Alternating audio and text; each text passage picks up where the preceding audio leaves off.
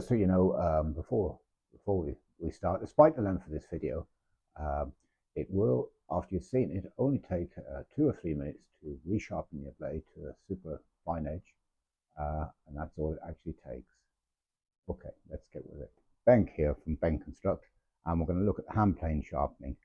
A couple of slightly different systems here, which might help you when you're sharpening your blade. Okay, let's have a look. Waterstones are ranging from 1,000, 6,000 and 10,000 with a leather strop, which we use the half micron diamond paste on, or you can use a 1 micron chromium oxide, this lad here.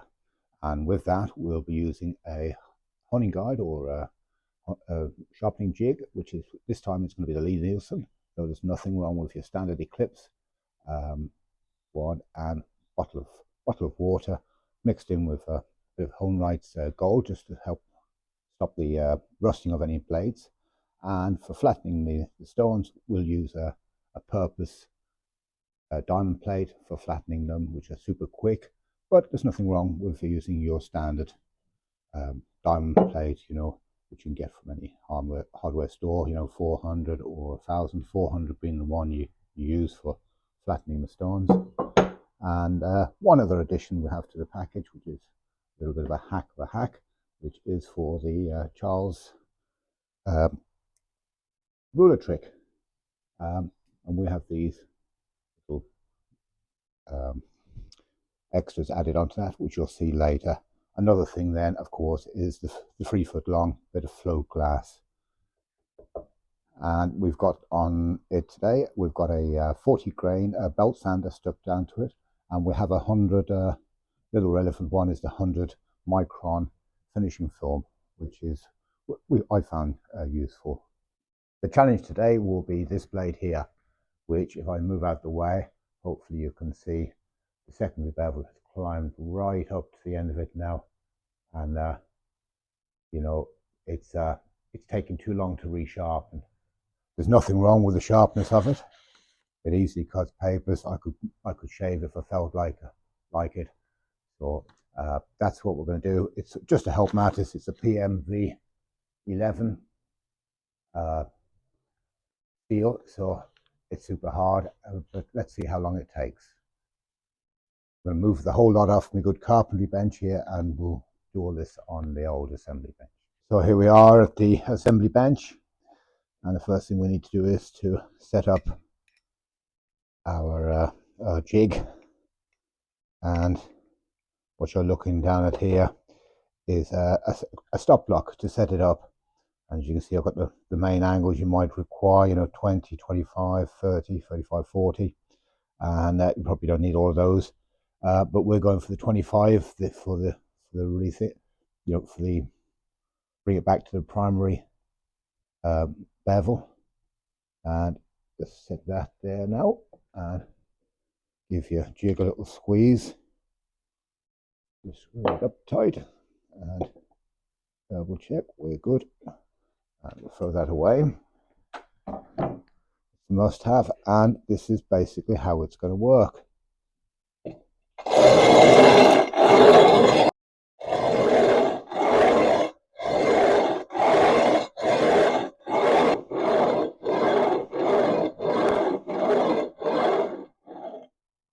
So that's how that one works. Would I use a grinder? Well, yes, I would. But the one I would recommend is the Tormac, either the 4 or the 8. The 8 in preference, because it doesn't give you quite such a severe hollow grind. But the importance of them both is that they're water cooled, and this is the problem if you go to your normal bench grinder, which are fixed to the walls, which have wheels. Is they will overheat your blade and take out the tempering of it, and obviously then you're left with no more than a piece of iron as opposed to a hardened piece of steel. So that's the one against it. The other reason against it, of course, is even the Tormac 4 comes in at over $500, and the Tormac 8, you're 800 plus, whether you're in Europe, euros or American dollars. by the time you've got the attachments you need for it. So, but this is an alternative way of doing it. It takes a little bit longer, but it's achievable within reason. Okay. And as you can see, it's already knocked back the primary bevel past the halfway mark. I think you can probably see that. And, you know, another 10 minutes or so should get that right down to the tip where we're looking to get to be okay.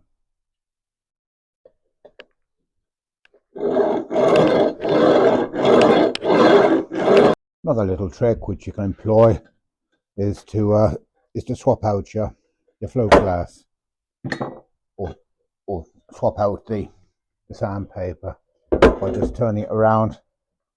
You're obviously going to use the opposite grain of the 40 sandpaper, and that'll make it go just that little bit faster.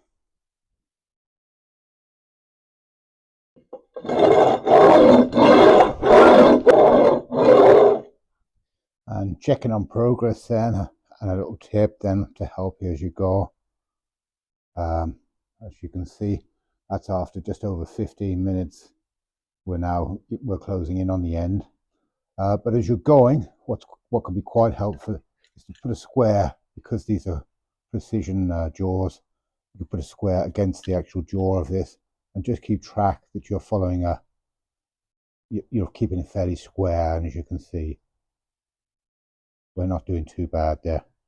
I did stop and check a few times just to alter my pressure on which side of the blade to put, but we're doing fine. A little bit more of that and I'll switch down. I won't cross over the edge because I haven't dinked it or anything like that, but I'm going to bring it a bit closer. But I will swap out from the heavier 40 grain to the 100 micron, which is the equivalent of about 80 grain, shortly.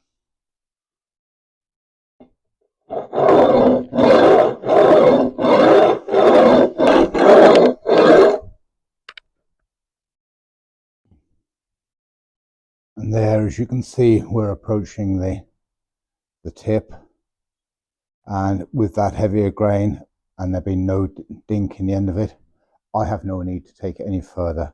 What I'm going to do now is, you notice there's a little bit of a cup or camber on that.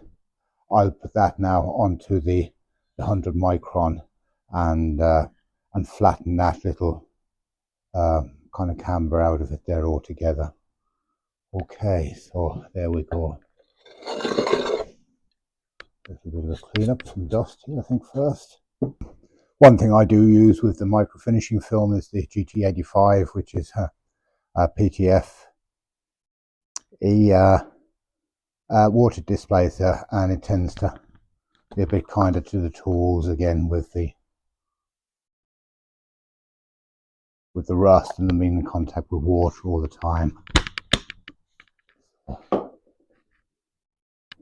Away we go, and we're just going to flatten that last bit now, take it near to the edge.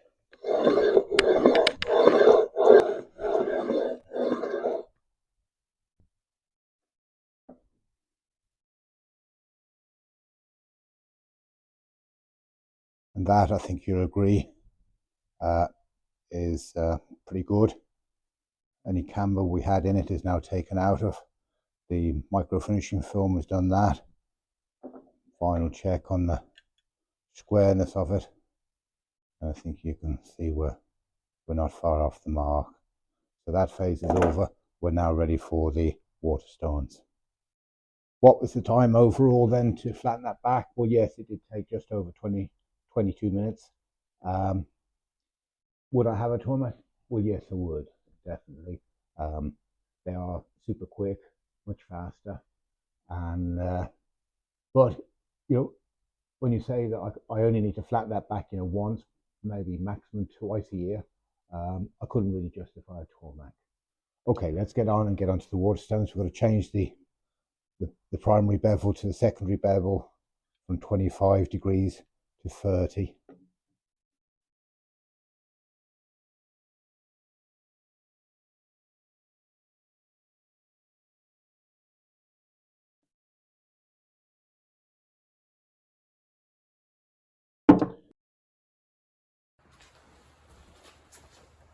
But before we can start, we do need to flatten the stones and also lap the back of the of your plane iron. And for the stones, it's quite an easy process. If you haven't done it before, just put a few pencil marks through the stone. Give it a little spritz. Take your flattening diamond plate, and as you can see, it'll remove those when it's done. And to save any cross contamination, your lapping plate, a little rinse, and we're going to go from the 10,000 to the 6,000 next and work through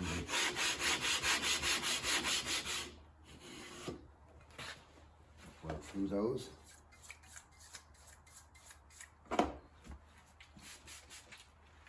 And finishing then with the 1,000.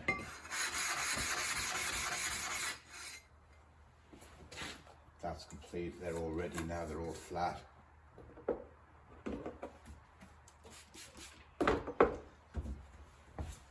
Take your cloth. Each has a different cloth. That's for 1,000 cloth, so I don't cross-contaminate. Then for 6,000 cloth, and just remove all that excess off that. Give them all a quick spritz. There is a reason why that's on a rubber block, and in that one does need to be submerged in water the whole time or before it's used for at least 2 or 3 hours. And that's them ready. But we haven't lapped the back of these. I have, and these are lapped. If I can just catch this one on light, you'll see it's been highly polished in the middle, which was used as a reference, and then up to about 10 mil off the edge of the blade. Same for that one, which you might see a bit more clearly, right up to the blade for at least 10 millimeters back from the edge. And it's the same goes if you're doing a chisel. As you can see with this one, it's been lapped, but no need to actually remove those hollows, which you can see is the old factory marks. But you do need to get within 10 or 15 mil of the edge of the blade and take it down the sides. So the sides need to be polished, and 10 or 15 mil of the tip. Okay, so if you didn't do this before, if you just take a Sharpie when you're doing this, give yourself a little grid reference, and then take it to your smoothest stone first, which is going to highlight any bits which need it. These finer stones often have a Negumi stone, which just knocks off a little paste and opens up the sharpening of the stone. Give that a little bit more spritz, and we'll check the flatness of this one then. Going down the whole stone, using it all directions. Let's have a look what we've got.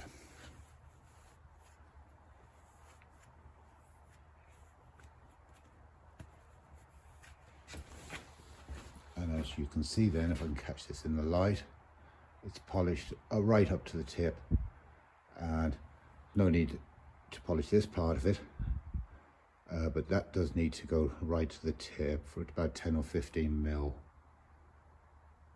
Okay. Now, if you find your blade is in bad condition, by all means, go away from the 10,000, go back to the 1,000 stone, and hammer it with those, and then work your way through your stones, then till you come back to the 10,000, and it'll be ready then, whether you're using the ruler trick or not. Okay, so we are now ready to sharpen. Incidentally, lapping the back of the plane iron, you only have to do that when you get it new, and it's a once in a plane iron's life that you need to do that. starting with the 1000, carefully placing it so you don't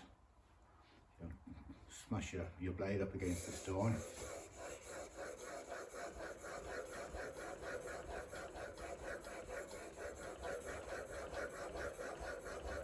A good 10 strokes I suppose would be good for that. And I'm going to check this as I go. I'm going to look at my scratch pattern, but most importantly I want to make sure that I've got a burr all the way across the top, and I already have, even after just 10 strokes. So that's done then with that one, and we're straight on then to the 6000. As you can see, it's already, I hope you can see, it's created a bevel of its own already. So again, a little bit more splits. And this time when I do this, I'm going to create a camber, a slow curve over the face of it. And the way I do that is by having 5 points of pressure. One is down the center straight, 2 is leaning it towards the corner and pressure in the corner, and then the opposite corner, and then I'll do the intermediate part of the blade. 6 of each then should be adequate to create that camber. 1, 2,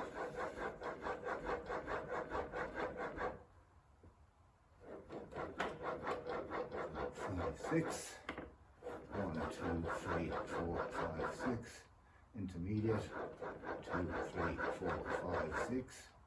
Intermediate. 1, 2, 3, 4, 5, 6. Okay, and now we're going to check polishing. We've got a shine on that, which we have. You can see that now. But that's a polish for the 6000, and we're done with that now. On then to the 10,000. Let's flip that around that way. And we're just going to clean our wheel a little bit so we don't cross-contaminate. Little bit of spritz. And the same again with the camber. So 6 down the middle, 6 on the edge. As you can see, where the metal's been left in the stone is where the pressure I'm putting on is. Intermediates.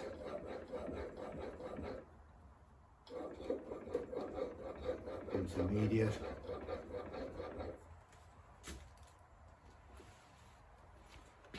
Being careful not to swap over my cloths. And I'm going to check again for the polish, and I hopefully you can see that. I'm quite happy with the polish there. I've still got my burr, which has been reduced now because it's on a finer stone. You can barely feel it now on the edge, but that's ready then to my mind now to just do the finishing off strokes on that.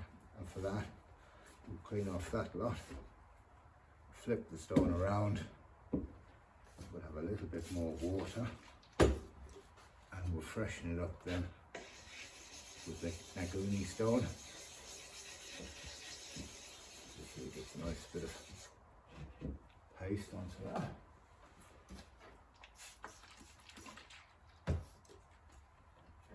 And what we're going to be doing here now is to transfer the weight as we drive down the stone from the right hand side to the left hand side.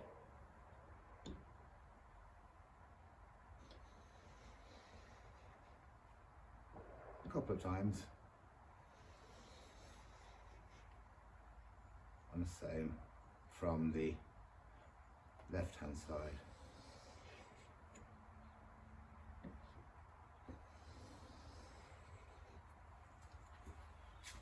And I'm going to be happy now that that camber hasn't got any kind of high peaks in it. It'll be a nice even camber across it. Okay. Still got a nice little bit of a burn. Good. We're ready now to get rid of the jig and get on with the ruler trick. I'll give this a quick clean.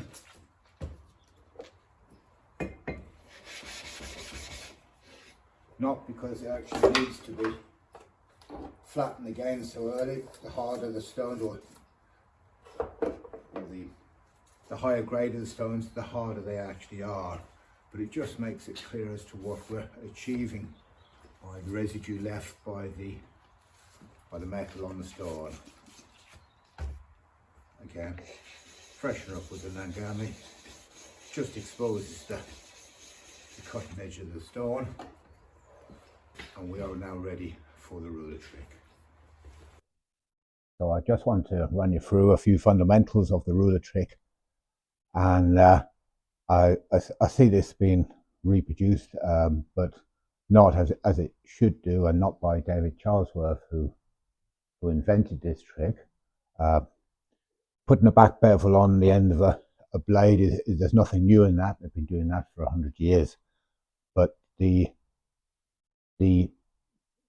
facet that he's creating is between a half a degree and 1 degree, but no more than 1 degree. And if you don't use the basics to do this, you will change that by more than 1 degree. And to take an example of this, I'm going to show you a few different rulers here. And this one is,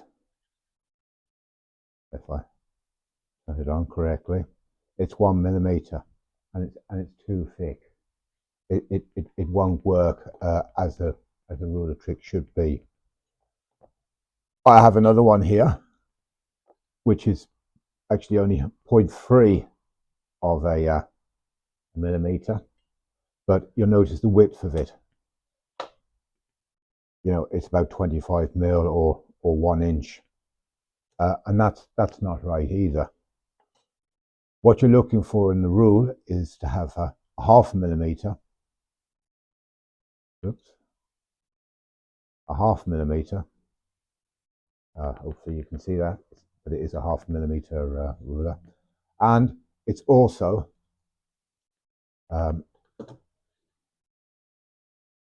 15 millimeters, or just over a ½ inch in width.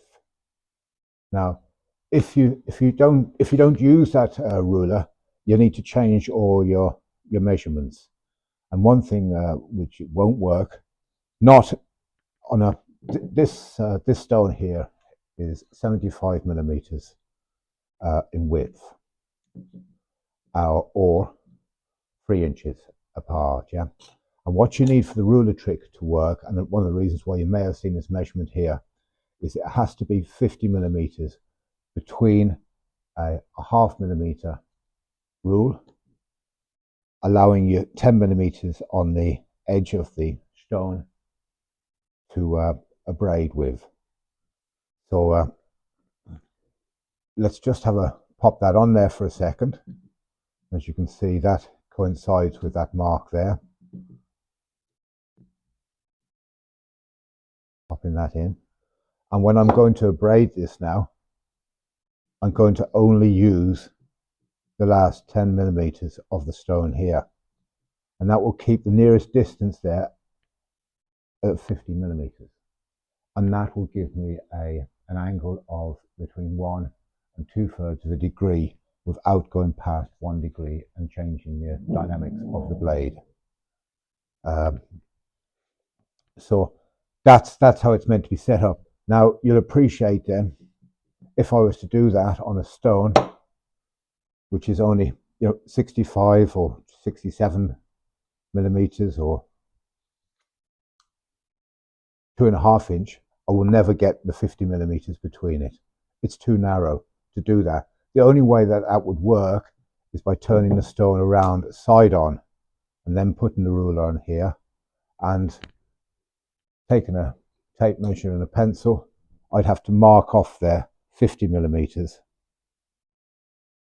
and only abrade in that area here as such, like this.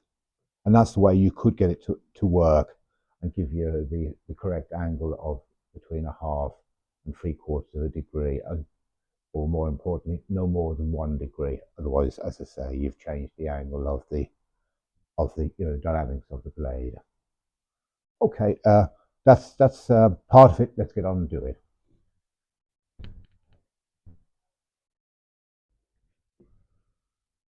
Okay, so you'll often see people using the correct ruler, and you've got your 50mm. This is the same stone we were just looking at. Give it a bit of spritz, and they're going to start doing this two-handed. And what you're going to see after no time at all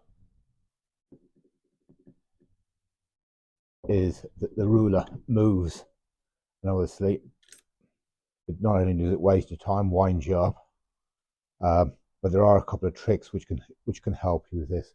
One is to put a bit of water underneath the ruler. Another thing is to dry the back of the blade, which is touching the ruler, and also dry the top of the blade, which is going to touch the plain blade, and that will allow it to not get a suction grip on the blade, and you can carry along then doing your ruler trick. Now that still does occasionally move, and one of the reasons I have these attachments on the end of it, which are basically just pieces of silicone which I've cut to that shape with a little bit of undertuck, which just helps it to grip the stone. And what I find is once that is in, they're squeezed in, try the top of the blade, back of the plain blade, it's not going to move, and you can carry on doing your ruler trick, but two-handed, without having to mess around holding the blade with one hand and then trying to do it. You can do it two-handed, and there's no movement out of it. And as you can see, that's exactly what's happening here, and it's working nicely. No movement in the blade. You're only polishing one facet, then you're not polishing a half dozen while the blade moves around and the ruler moves around, and the 50mm is not maintained. Okay, so that is the ruler trick, and I'm going to look now to see if I've got the edge sharpened. I can see just a fine, very faint burr along the edge, so I'm going to continue that for a while. A little bit more in here. I'll dry my ruler again, and the back of the blade which touches the ruler, and away we go. Two-handed.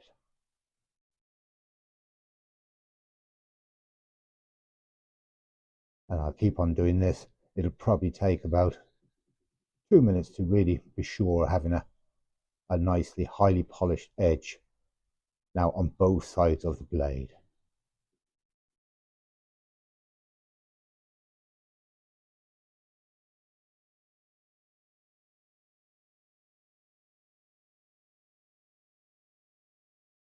And that, my friends, I believe we got right to the edge on that. Now that in itself is sharp, but we will take it to the leather strop next. Now I have moved over off the assembly bench, and we're going to reset the strop up here. The light's gone so bad, we're in the middle of the winter, so let's just swap that over. Okay, so here we go. Leather, which I find the hairy side up is the best way to have it, and I've got a 0.5 diamond paste, which I'm only going to put a little bit on for demonstration, as this leather is already charged up. I'm just using the side of the iron, smear it around the place, and it's ready to go. It was ready to go. One other point is, because I've come off a 10,000 Waterstone, I don't need any a rougher grain of that. I really do need it down to about a half or one, maximum 3 micron pace, because otherwise it wouldn't be doing anything more than the stone itself. But you have to be careful. Just because they're coloured green, it doesn't actually mean that they are 1 micron. And the only reliable party I know who does that is either Dilux or Veratas, who supply that. And even reviews I've seen say that they do go up to 3 microns in parts of them. And the same goes for the diamond paste. It might say half, but it's probably got up to 2 microns of size in it. So it is, your supplier is important as to where you get it from. It's sometimes to be said, the cost, tells you what quality you're buying, but not always, as we probably all know that. Okay, so taking the blade and finding it till it touches the very tip of the actual blade itself. I'm going to give it a few passes on this side first because I've just honed it that way, and that's the way the burr would have been left over that way. And the point of this is to get rid of that burr. Just do the final honing, not a hard pressure, 4 or 5 swipes, and then I'm going to swap it flat down and come through again on the opposite side, 4 or 5 strokes over again. Find that very tip so it's just touching the leather, and pull it through. Reasonable speed, not too much pressure, otherwise you'll get a round over. And the same there, and I'll actually even come from this side as well to give it an even pattern there. One more there, and we are done. Now that, my friends, is going to be very razor sharp.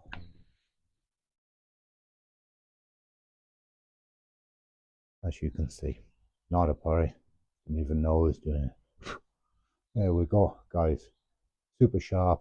Let's pop it in a plane straight away. We'll give it a quick blast.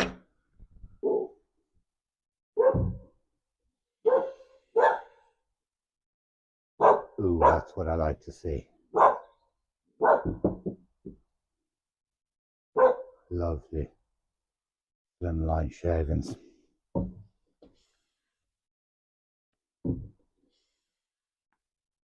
And so easy. Absolutely so easy.